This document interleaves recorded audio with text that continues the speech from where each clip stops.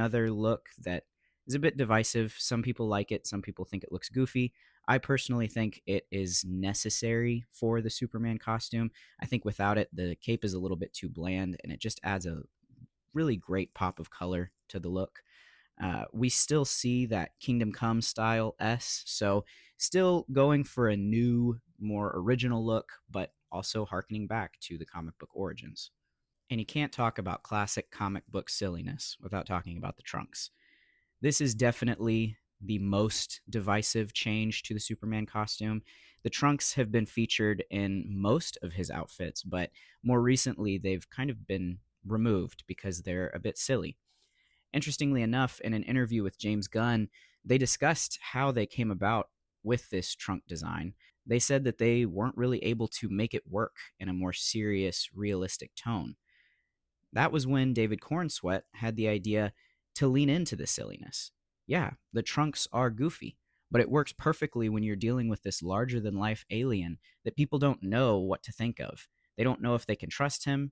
He could be a very intimidating, scary figure, but as we know, Superman is supposed to embody hope. And by giving him this goofier outside underwear look, which really is a reference to the strongmen of the era in which he was created, helps to make the character seem more approachable and lighthearted. It's completely understandable if you don't like the trunks. To me, this is another important, integral design for the character that's been there from the beginning, and it just adds an additional layer of color and intricacy to a costume that's very classic in its design. All in all, I feel that this costume is a perfect matchup of classic comic book goofiness along with the more modernized takes on the character. The costume is exciting, the movie is exciting, and the figure does a lot of things right, but it also does a lot of things wrong. I struggle to pose it as the joints are heavily ratcheted, and some things just fight you too much. Case in point, the chest articulation, the abdomen fights me.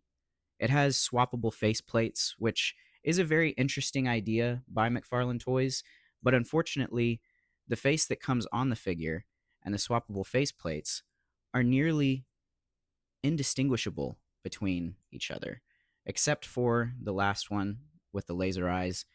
But if you look, it's the same sculpt, it's just painted differently.